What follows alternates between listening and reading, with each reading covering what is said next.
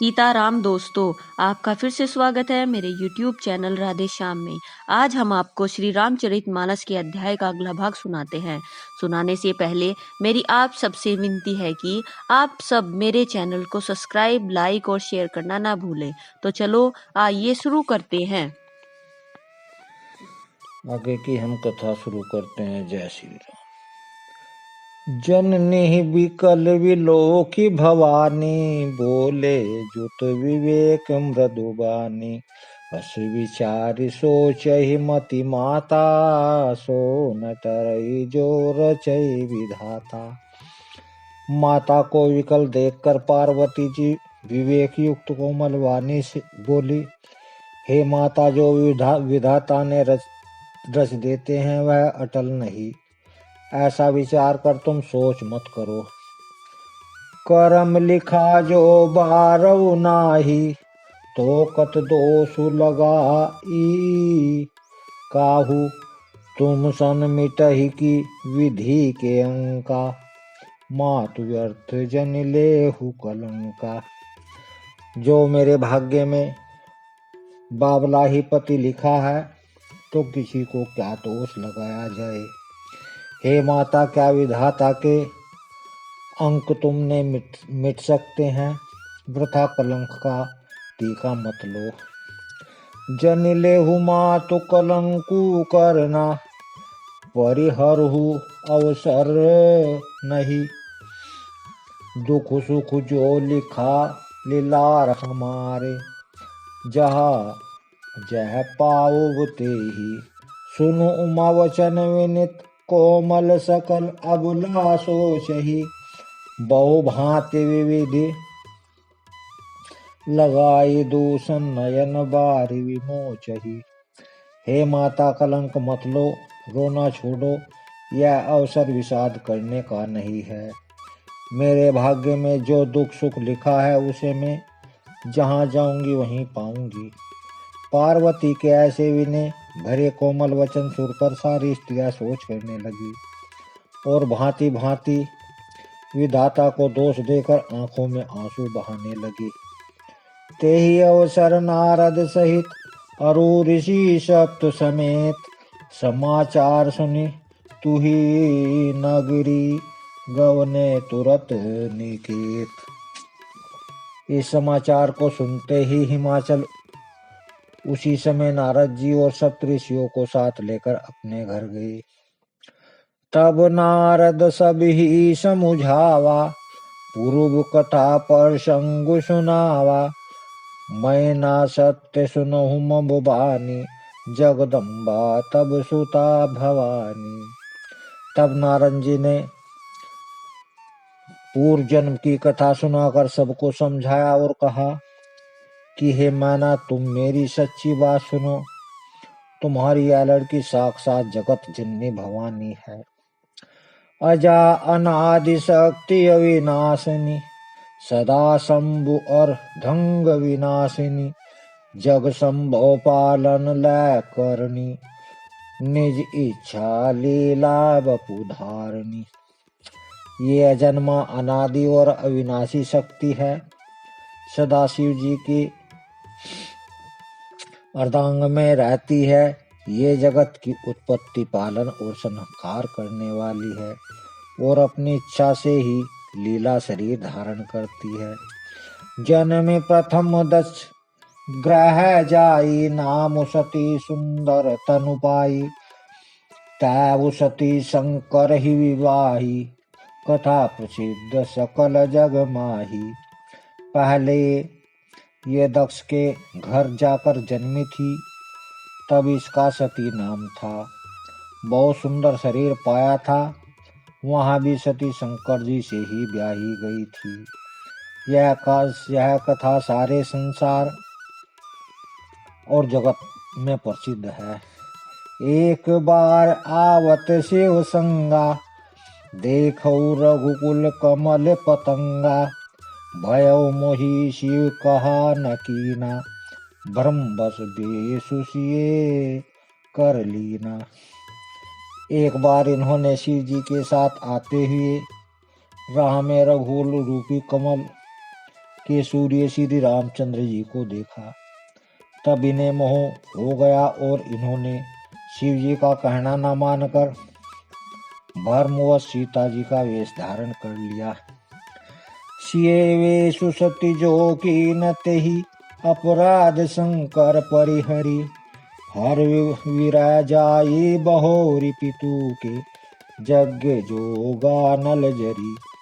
अब जन्मी तुमरे भवन निज पति लागे दारुण तपु किया।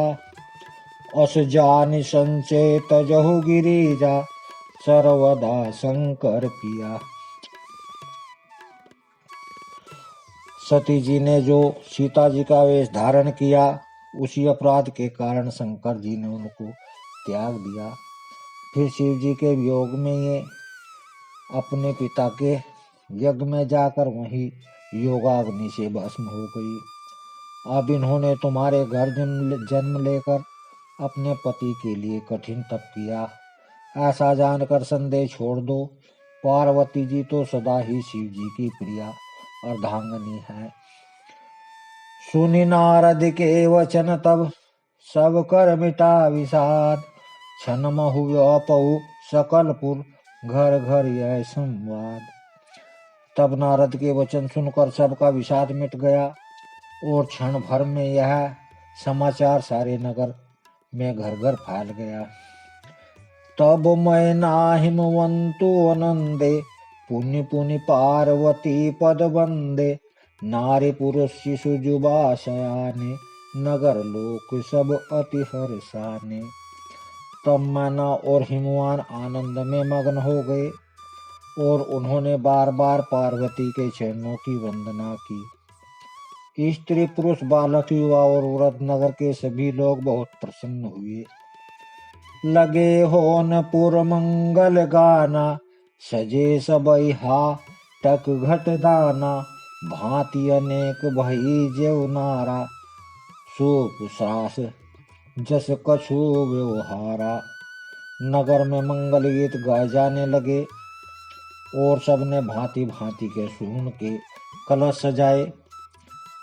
पाक शास्त्रों में जैसी रीति है उसके अनुसार अनेक भांति की ज्योनार हुई और रसोई बनी। सो ज्योनार नहीं जाई बखानी। बसई भवन जेहि मातु भवानी।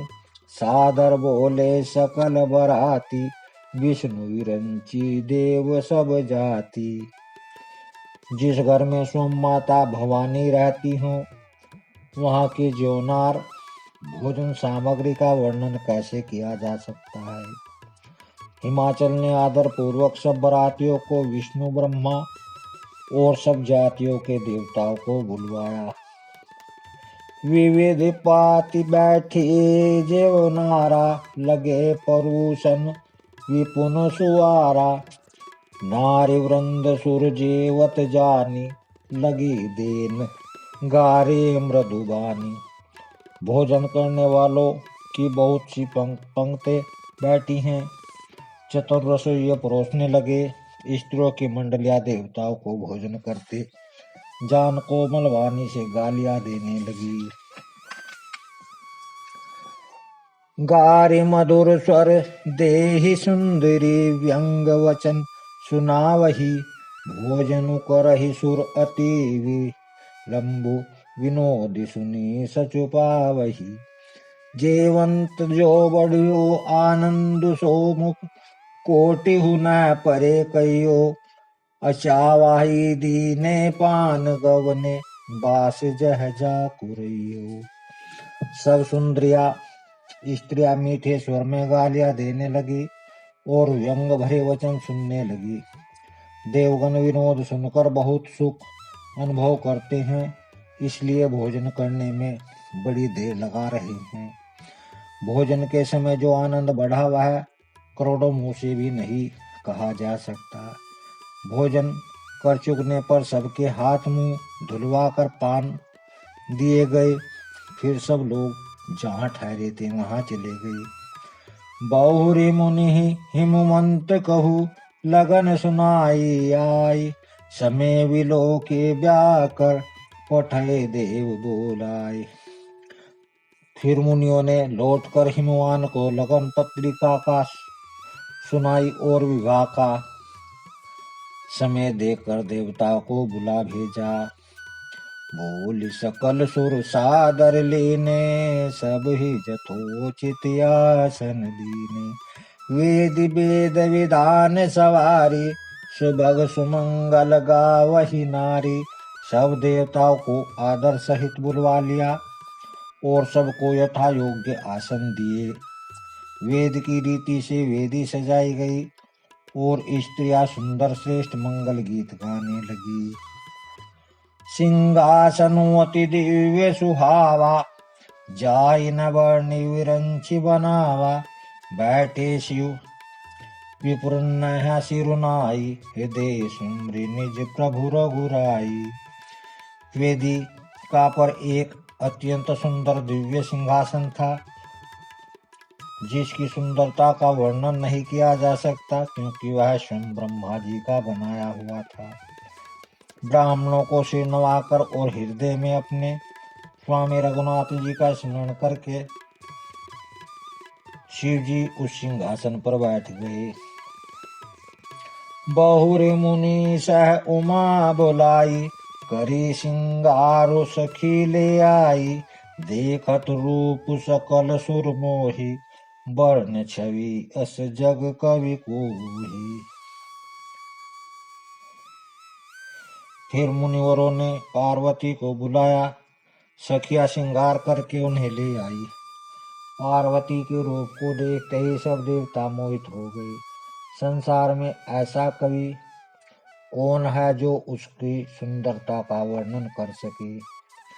जगदम्बिका जाने भवन भामा, सुर न मन ही मन की न प्रणामा। सुंदरता मरजाद भवानी, जाय न कोटो वदन बखानी। पार्वती को जगदम्बा और शिव जी की पत्नी समझकर देवताओं ने मन ही मन प्रणाम किया।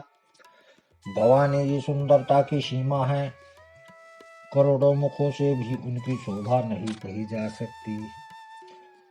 कोटिहु वदन नहीं बन वर्णत, जग जननी शोभा महा। सकुच ही कहत श्रुति शेष, सारद मंद मति तुलसी कहा। छवि खानी मातु भवानी गवनी, मध्य मंडप शिव जहाँ। अवलोकि सकहि न सकुच पति पद, कमल मनु मधुपरू तहाँ। जगत जननी माता की महान शोभा का वर्णन करोड़ों मुखों से भी करते नहीं बनता। वेद शेष जी और सरस्वती जी तक उसे कहते हुए सकचा जाते हैं, तब मंदबुद्धि तुलसीदास जी किस गिनती में है। सुंदरता और शोभा की खान माता भवानी मंडप के बीच में जहाँ शिव जी थे वहां गई। वे संकोच के मारे पति शिव जी के चरण कमलों को देख नहीं सकती, परंतु उनका मन रूपी भंवरा तो वही रसपान कर रहा था। मुनि अनुशासन गणपति ही पूजऊ, शंभु भवानी को सुनि संशय कर जन सुर, आनंद जिए जानी। मुनियों की आज्ञा से शिव जी और पार्वती ने गणेश जी का पूजन किया। मन में देवताओं को अनादि समझकर कोई इस बात को सुनकर शंका न करे कि गणेश जी तो शिव और पार्वती की संतान है, अभी विवाह से पूर्व ही में कहाँ से आ गई। जैसी विवाह के विधि श्रुति गाई, महामुनि सो सब करवाई। गही गिरीश कुश कन्या पानी, भव ही समर्पी जानी भवानी। वेद में ब्याह की जैसी रीति कही गई है, महामुनियों ने वही सभी रीति करवाई। पर्वतराज हिमाचल ने हाथ में कुश लेकर तथा कन्या का हाथ पकड़ उन्हें भवानी शिव पत्नी जानकर शिव जी को समर्पण किया।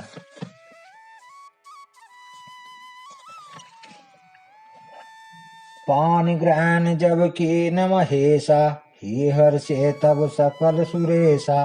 वेद मंत्र मुनिवर उच्चारहि, जय जय जय शंकर सुर करहि।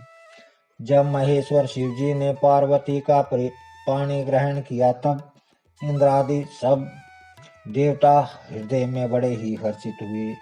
श्रेष्ठ मुनिगण वेद मंत्रों का उच्चारण करने लगे और देवगण शिव जी का जय जयकार करने लगे। बाजहि बाजन विविध विधाना, सुमन वृत्ति नभ भे विधि नाना। हरि गिरि जाकर भयउ बिहाऊ, सकल भुवन भरी रहा उछाऊ। अनेकों प्रकार से बाजे बजने लगे, आकाश से नाना प्रकार के फूलों की वर्षा हुई। शिव पार्वती का विवाह हो गया, सारे ब्रह्मांड में आनंद भर गया। दासी दास तुरग रथ नागा, धेनु वसन मणि वस्तु विभागा। अन्न कनक भाजन भरि जाना, दाई दीन न जाई बखाना। दासी दास रथ घोड़े हाथी गाय वस्त्र मणि आदि अनेकों प्रकार की चीजें, अंततः सोने के बर्तन गाड़ियों में लदवा कर दहेज में दिए, जिनका वर्णन नहीं हो सकता। दाइज दियो बहु भांति, पुनि कर जोरि हिम भूधर कहियो। कादव पूरण काम शंकर, चरण पंकज गहीरयो। शिव कृपा सागर ससुर का, संतोष सब भांति ही कियो। पुण्य गहे पद पाथोज, मायन प्रेम परिपूर्ण हियो। बहुत प्रकार का दहेज देकर फिर हाथ जोड़कर हिमाचल ने कहा, हे शंकर, आप पूर्ण काम है, मैं आपको क्या दे सकता हूँ। इतना कहकर मैं शिव जी के चरण कमल पकड़ कर रह गए। तब कृपा के सागर शिव ने अपने ससुर का सभी प्रकार से समाधान किया। फिर प्रेम से परिपूर्ण हृदय मैना जी ने शिव जी के चरण कमल पकड़े और कहा, नाथ उमा मम प्राण संग्रह किंकरे करेहु। क्षम हो सकल अपराध, अब होई प्रसन्न बर देहु। हे नाथ, आप उमा मुझे मेरे प्राणों के समान प्यारी है। आप इससे अपने घर की टहलनी बनवाइए और इसके सब अपराधों को क्षमा करते रहिए। आप प्रसन्न होकर मुझे यही वर दीजिए। बहुविधि शंभु सासु समुझाई, गौनि भवन चरण सिरुनाई। जननी उमा बोली तब लेनी, ले उछंग सुंदर सिख दीनी। शिव जी ने बहुत तरह से अपनी सास को समझाया। तब मैं शिव जी के चरणों में सिर नवाकर घर गई। फिर माता ने पार्वती को बुला लिया और गोद में बैठा कर यह सुंदर सीख दी। करेहु सदा शंकर पद पूजा, नारी धर्म पति देव न दूजा। वचन कहत भरे लोचन बारी, बहुरी लाई उरलेन कुमारी। हे पार्वती, तू सदा शिव जी के चरणों की पूजा करना। नारियों का यही धर्म है, उनके लिए पति ही देवता हैं और कोई देवता नहीं। इस प्रकार की बातें कहते कहते उनकी आंखों में आंसू भर आए और उन्होंने कन्या को छाती से लिपटा लिया। कत विधि सरजि नारी जग माही, पराधीन सपने हु सुख नाही। भय प्रेम विकल मह तारी, धीरज की न कुश में विचारी। फिर बोली, हे विधाता ने जगत में स्त्री जाति को क्यों पैदा किया। पराधीन को सपने में भी सुख नहीं मिलता। यूं कहती हुई माता प्रेम में अत्यंत विकल हो गई, परंतु कुछ में जानकर दुख करने का अवसर न जानकर उन्होंने धीरज धरा। पुनि पुनि मिलति परति गहि चरना, प्रेम प्रेम कछु जाय न बरना। सब नारही मिली भेटी भवानी, जाई जननी उर पुनी लपुटानी। मैना बार बार मिलती हैं और पार्वती के चरणों को पकड़कर गिर पड़ती हैं। बड़ा ही प्रेम है, कुछ वर्णन नहीं किया जाता। भवानी सभी स्त्रियों से मिलकर भेंटकर अपनी माता के हृदय से लिपट जाती हैं। आज का अध्याय हम यहीं समाप्त करते हैं। जय श्री राम। अगर आपको मेरी वीडियो अच्छी लगी तो बेल आइकन दबाना ना भूलें ताकि आपको मेरे आने वाली वीडियोस का नोटिफिकेशन मिलता रहे। धन्यवाद। जय श्री राम।